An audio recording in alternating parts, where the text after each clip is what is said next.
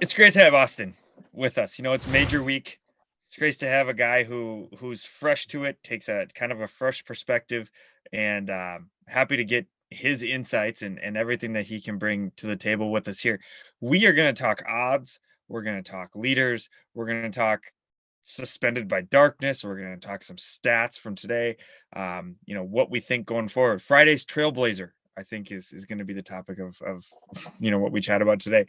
Um, and so, as we look at this today, Austin, coming from someone who kind of is fresh to this whole thing, what stands out to you about this leaderboard? Yeah, absolutely. And I think it all kind of stems back to the initial odds that were, put out there. And I think we've seen a mad scramble at the top with especially the top 10 leaders in terms of what the odds were and versus where we're at now.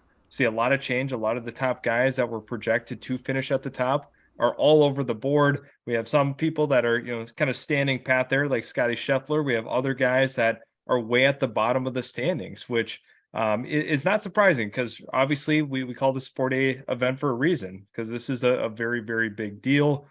You have to be able to be consistent throughout the entire course of it. So I think that's probably the biggest topic of conversation for me. And also looking at the current standings, not what you would have expected heading into Friday. And I'm very curious to hear, Nate, on your thoughts on it. And, is this a bit of a surprise to you? Who are some guys that you felt were undervalued by Vegas going in? Mhm.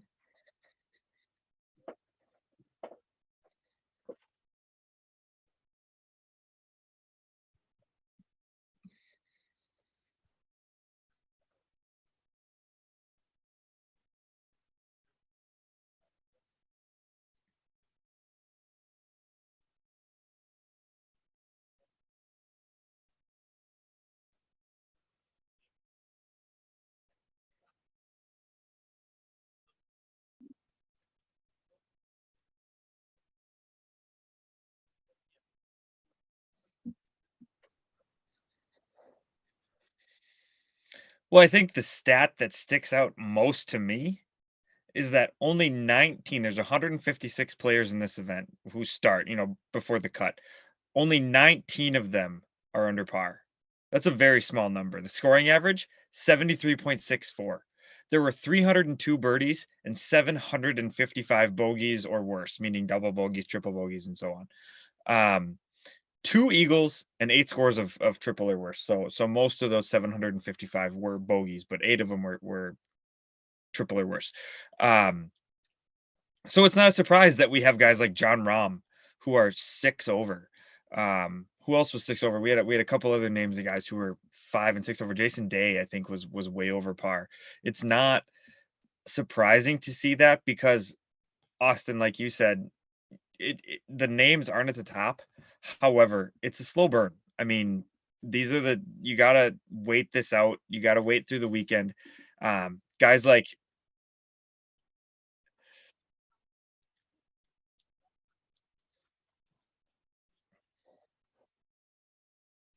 he's a guy who I don't know what to say about because he is a top 10 guy, or was for a very long time through 2020 and so on. Um, but he was a bit of a name, and so he's a name that I expect to see up there, but we haven't seen him in so long, in part because he went to live, but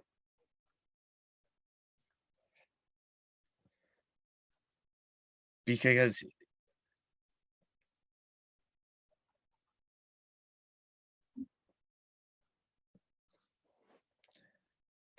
because he hits the shit out of the ball off the tee.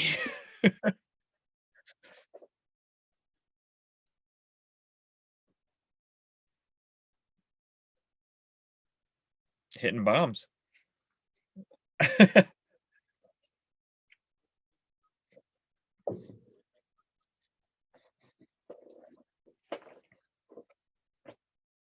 Yeah, Rory, if we go back to our standings here, um,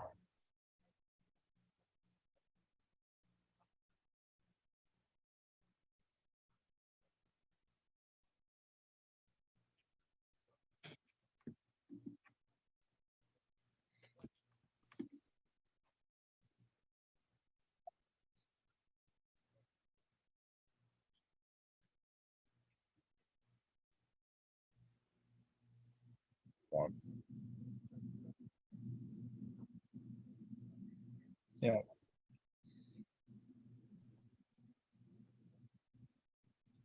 It's early. I mean, you can't. I mean, the phrase basically is you can't win the tournament on a Thursday, but you can certainly lose it. And I personally don't think that Rory has lost this tournament yet.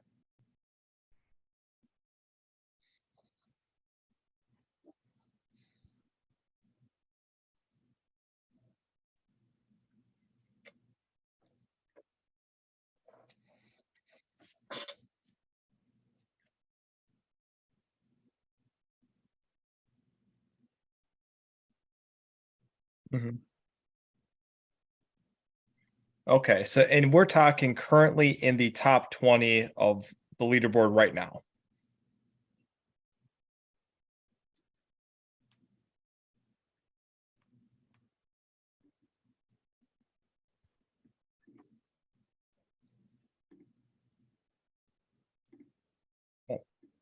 Eric Cole, a man of Delray Beach, Florida. He guys, he is a 34-year-old rookie that has missed the cut 9 times, including 4 straight to start the year. And if we want to talk about a guy just hitting his stride at the right time, getting some recognition, this is his peak in his career. 34 years old, just starting his prime. I mean, God, Brett, he's you. He's you, just finding your stride, early 30s here. And So let me add to that by saying this. As I said earlier in the episode, we were suspended by darkness. He was a late starter. My leaderboard says Real that he quick, is guys, only through hole pause. I 14. want to apologize to our viewers. This is a new setup for us. I did not have my mic plugged in, so there was a bit of. Okay, this is a new 3-way thing here, but I'm here now. I'm here. I just had one of our viewers chat in and just say, "Hey, can't hear Brett laugh out loud." So I'm here. At least you could hear these guys. Yeah, let's. Did he say? Did the viewer really say laugh out loud, or was it Yes, LOL? it said can't hear Brett. LOL. I thought that meant lots of love. It could No, it because means this laugh is out loud. Aaron. Aaron is a good Yeah, guy. He I does think I love think it us. could mean lots of love. Like he's just looking out. I don't know. I'm trying to make the LOL sound better than he's just laughing at you. But we digress. Let's get this train back on the tracks, and we should talk about Eric Cole, who is leading 34-year-old rookie, as Austin just said. And I was gonna add this to Austin's take. He's only through hole 14. Look at these guys below him. 4 under, 3 under, 3 under. They're done. They're done with their rounds. Eric Cole still has hole 15, 16, 17, 18 to make a couple more birdies before he starts his third round. And what they're going to do is they'll shake up some tee times and get those guys who haven't finished their first round. They'll get them out early tomorrow and then start the second round a little later once these guys get to start their first round. So if he makes a birdie or two on the way in, he could have a two or even 3-shot lead. Heading into the second round, which is a nice little cushion. Do I think that he's, going to sustain that? Probably not. We know the cream rises to the top in situations like this, but definitely a cool story and an opportunity to open up a bit of a let me lead. ask this. Let me re-prompt both of you here with that idea that he's got a couple of holes to go. Now, when you have a guy like this that got hot at the right time, obviously you wish that he would have been able to finish today just because it felt like it was his day. Like if we look at the collective history of Eric Cole here, it suggests that he's going to fall behind quickly, and I think we can't expect that. I don't want to sound like an Eric Cole hater. I love a good underdog story, but being realistic, he's probably not going to carry that over into tomorrow at the level that he's at.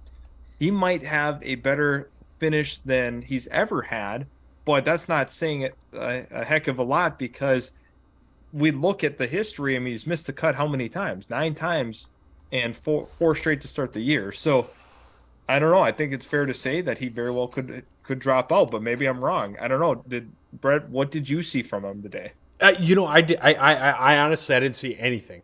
I never. I pulled up I seen Bryson DeChambeau, and then I pulled up and I was like, well, Eric Cole. Who's this Eric Cole? So my question to you is, who's more surprising, Eric Cole or Bryson DeChambeau? Eric Cole with a bullet, 100%. 100%. 100, 100, Chatty 100%. buddy. Let's go. 100%. Well, it is because Bryson DeChambeau's got a little bit of pedigree. I mean, he's got wins. Does he? He's No, what do you got mean a he's major. got wins? He's got wins. Like, Well, how is that? You can't argue that. He's got Yes, wins. yes, you can. You can argue that his last win was 3 years ago. Okay, Eric Cole is a 34-year-old rookie.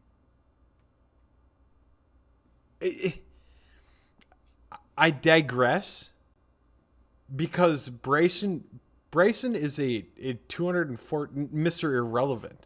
Hasn't been anything in Live. He hasn't been anything in the PGA, the majors that have happened. But Eric Cole, I don't know if Eric Cole's a surprise. And here's my argument on that. Okay, here's my hot take on that. Is Eric Cole gonna do well on Friday? Is he gonna be a Trailblazer on Friday? Who is more likely to be a Trailblazer on Friday, Bryson or Eric Cole?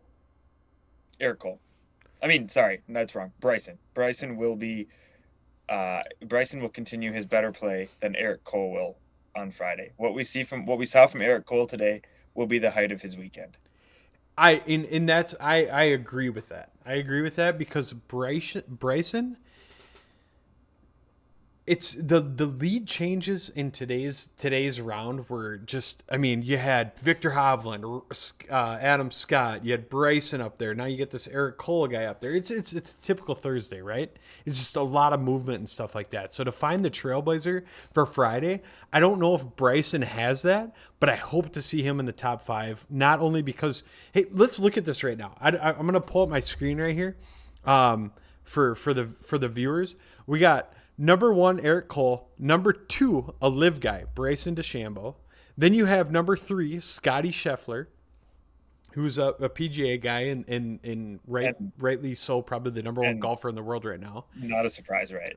Behind him, you have Corey Connors, and after that, you have Dustin Johnson, dude. So in the top 5 guys, tied for first, second, and third, out of the 5 guys, 1 is a rookie. 2 are PGA guys that have established themselves for a very long time.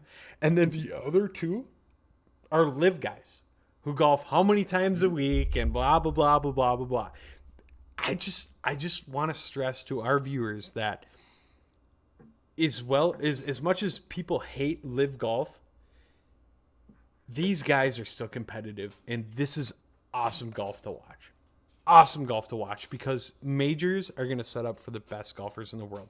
Whether you are a rookie at number 1, Eric Cole, and probably no one has your number at continuing through the weekend, or you're Bryson DeChambeau, who hasn't had a chance to up his official world golfer rankings because he hasn't played in the PGA Tour, only majors, didn't have a good showing in the Masters, but here is sitting at number 2 because he can hit a long ball. Whether you're Scotty Scheffler or Corey Connors, who's been a guy that's been in the PGA Tour for long, or Dustin Johnson. Dude, Dustin Johnson only has 2 individual wins. One coming in Boston and one just last week in Live Tour. So, I mean, it is so awesome for me as a golf fan, you guys as a golf fan, Austin, I mean, as a kind of a guy that's looking at this, to see a spread of that, it's got to be somewhat entertaining, somewhat exciting to see something like that.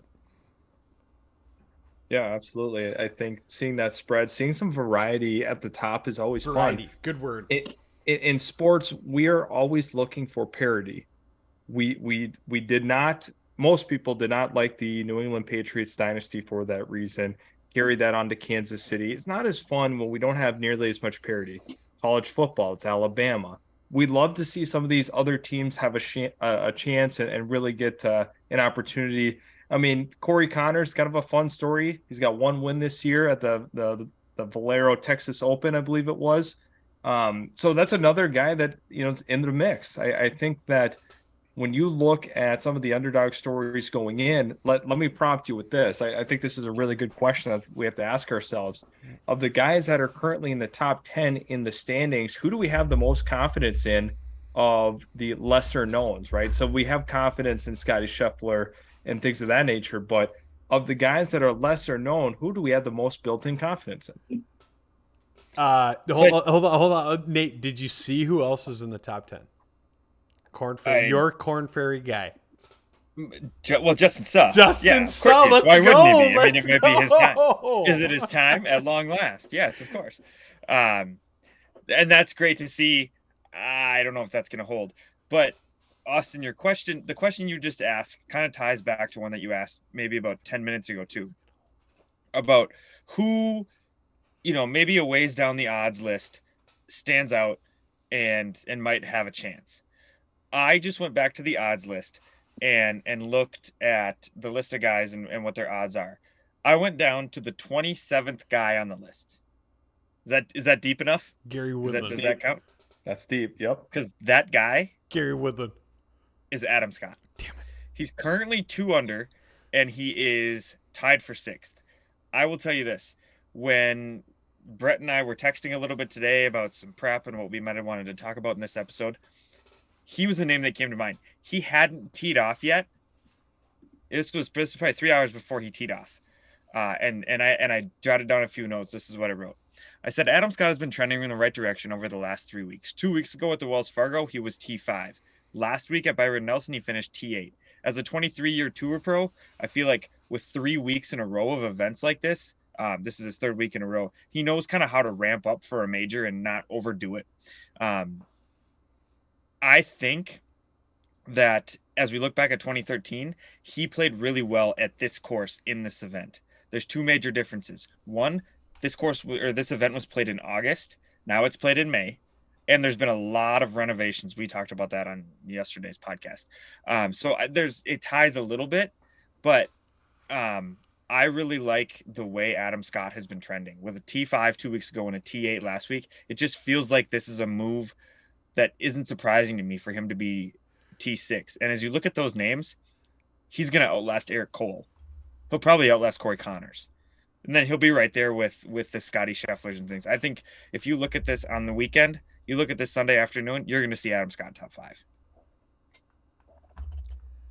I want to get your guys' hot take on this. Okay, out of all the people that you have seen, okay, let me revert this. Okay, who is the biggest surprise today? That's not in like their finish today. What is the biggest surprise of how unsatisfied you are with their score? So like for me, the biggest loser of today is Jason Day. Like he just came off a huge win. They predicted him 2 weeks ago to win the AT&T Byron. Was it AT&T? Right? He was like the lead to win that. And then last week was the Byron Nelson. Yeah, and he won that, right? He did. And then 2 weeks ago, they predicted him they were like power rankings #1. He didn't even make the cut. And we had a podcast for that one. So after today, do you guys know what he finished? Tied 117th, 6 over. I was going to say, didn't he shoot 76? Over. I don't see him coming back from 6 over. I don't even see him making the cut. I've been wrong before. I said 2 weeks ago when they had him #1 in the power rankings that he wasn't gonna happen. It wasn't gonna happen, and then I doubled down on that for AT&T Byron, and he ended up winning it. I'm not always right, but a 6 over after Thursday when the leader's 3-4 under to get to there. Especially on a course like this where it's hard to score on and get birdies. I just don't see him coming back from that. I think Jason Day stays back and maybe even misses the cut. What's a surprise guy for you guys? Do you guys have any other surprise people that? Well, I think that's a fair take. One, that it's a bit of a surprise given that he did win last week, and you'd think he might be feeding off some good energy. You're not gonna like this, Brett, but this is my surprise take, and I think I'm gonna be able to add some details You better that not you didn't say. know. You better not say Cameron My Smith. surprise, no, no, it's not Cameron Smith. Okay. Is Rory McIlroy. I'm surprised that he didn't play well. Did you know? What? You're surprised he didn't play well? Oh my god. Did you know he's a member at Oak Hill? He's Did probably you a know? member at a lot of courses that he sucks No. at. Let me finish this whole He's thing. just a terrible golfer. Did you know that all of his in-laws live in Rochester, New York? His wife is from Rochester, New York. He has He's spent Ireland. a ton. No, his wife is He's from Rochester, Irish. New York. He is Irish, yes. And so he has spent a lot of time at Oak Hill. He has played this course a ton. This is like he's legitimately a member. He plays here all the time. I'm surprised he didn't play better than he did Are today. you really surprised though? I would like to see where his weekend goes. I'm not Yes, I'm really surprised. I'm not surprised. He finished right where I thought he was going to finish. We do the prize pool at work every big major like this and try and we each do a draft and pick one golfer. And they had Rory, I think at the start, like a plus 750, like super good odds to win the whole thing. And I was just looking at it going like, dude, I wouldn't touch this guy with the 10-foot fucking pole because of how terrible he's been golfing. I mean, Austin, who do you think? Okay, Austin, give me this. Who was a favorite going into this match for you, and who are you surprised at where they finished at? Yeah, so I've been very excited to share my side of it because this is as disappointing, if not more disappointing than Rory. I think I expect a little bit less out of Rory than I did Jon Rahm heading in. I mean, the number one, yes, the favorite, minus 750. So I think it's a big loss. I mean, really, to start your day, as Nate often says, that you can lose the tournament on a Thursday, which I think Jon Rahm has single-handedly done for himself. I mean, you look at it here. I mean, right now, tied for 117th, plus 6. Like, come on. I want to know, and maybe we can find out this information. What is the worst start to the PGA Championship after being, crowned as the favorite going in by Vegas? What is the very worst start? That is a great question. I don't know how we would dig that some time up, to research that one. but that is a good question. And then to follow that up, like, where did that person finish? What's like the worst start you could have and still win? Oh, I'd like that. I'd like the follow up on top of that. So we could find the worst collective start, and then the guy that's been able to recover from the worst day one. So like, where's the threshold? This is the best comeback of all time. Here's where it lies. Here's the most, the furthest down you can be essentially in order to have a chance. Looking at some. Go ahead, Nate. Go ahead. I have one in my head, and it probably won't surprise you. Shoot, I want to see his scorecard. Do you want to know PGA Championship alone, or can we talk about general? I think it's fair to talk in general. I'm just curious on the PGA Championship specifically myself, but I think I don't know that answer, but I can tell you that Tiger Woods in 1997, when he won his first major, it was the Masters. He shot something like 40 on the front nine. Like, he was 4 over par on the front nine, and he went on to win the tournament by 12. So, and he wasn't a favorite. He was, a prodigy, a phenom, all these things at the time. But it was 1997. His career was just getting going. This was his coming out party. But the point was, after shooting like 40 on the front nine, he went on to beat the best players in the world by 12. I'm not sure that you'd see a margin of victory like that after a start like that. Yeah. I'm not sure that you've seen one since then. So that might be one that stands out to me as someone who started horribly and went on to make a major comeback. And where is he now? I don't know. Probably he's got his leg up in the air because it's throbbing and he can't walk on it. Actually, it's true. He had surgery. So there's that. He legitimately can't walk. I just yeah, you were gonna follow that up, Brett. Yeah, it's to me, you know, I was just looking at the odds. We were talking about a little bit about odds. Okay, you got John Rahm at 750, Scotty at 750, Rory at 1200. Okay. I knew John Rahm wasn't gonna be there. I knew Rory wasn't gonna be there. I would never. Dude, Scotty is just so calm, cool, and collective. There's no way you can discount that guy. There's no way to. It's just one of those things.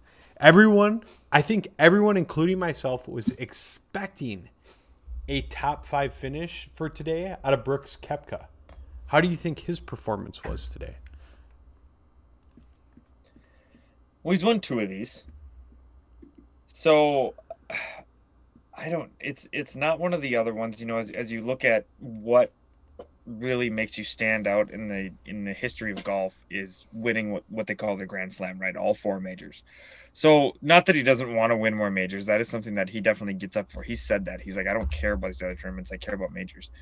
But for him to shoot, what was his number today? Oh shoot, my internet just went wonky.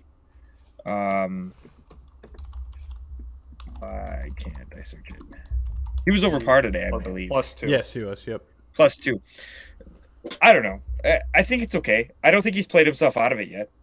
No, absolutely not. You can play this game and end on a Thursday 6 strokes out of the lead and still catch up and win. I mean, heck, you could be 7 strokes out of the lead. It is a little bit tougher with how long this course is and how hard it is to score on. That I think we can all agree on that. But yes, you can end the day in position 27th and still come back and win it. And, you know, how many times has Phil Mickelson done that? Last year in the PGA Championship, Justin Thomas was 7 shots back to start the final round. Right. And he won. So, I mean, if that's your sort of measuring stick, anyone within 7 shots has a chance, you know, and probably more because there's more rounds. So this tournament is still wide open.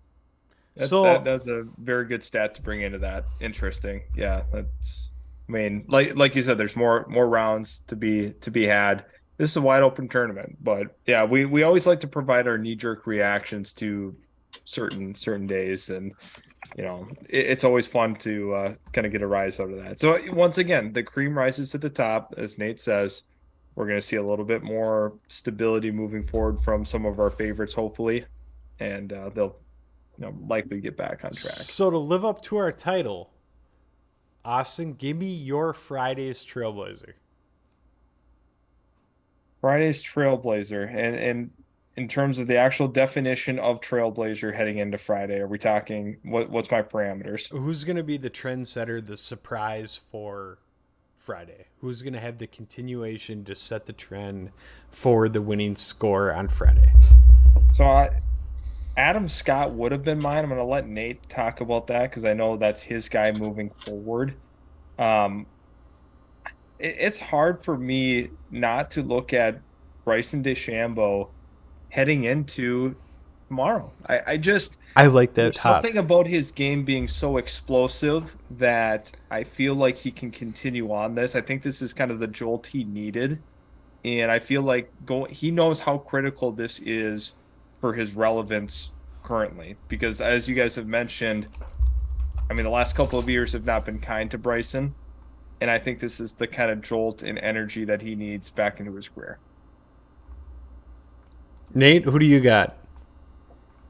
Well, guys want to be him, women want to be with him. I think the answer is Adam Scott. He's someone who I wasn't surprised to see here today, but I think he'll continue his good play tomorrow. Now, if you're going to ask me who I think is going to jump up, I legitimately think it's Rory McIlroy. I think that he's gonna have Not, a good day tomorrow. not happening. And- Not even. Like, Okay. okay, let's hear Okay. this take on that. How is Rory gonna get back in there? He Well, can't what chip, did he can't shoot? putt. What did he shoot? 1 over? He's 6 back. And he knows the place like the back of his hand. And he's a long hitter. Okay, let's talk about his front nine. Par, par, par, par, par, bogey, par, bogey, bogey. Okay. Uh-huh. Back nine. Par, par, followed up with a birdie, which one of his birdies was on a par 3. So, I mean, he just hit one close to the pin. So that's a lucky birdie, right? His other birdie was on a par 5.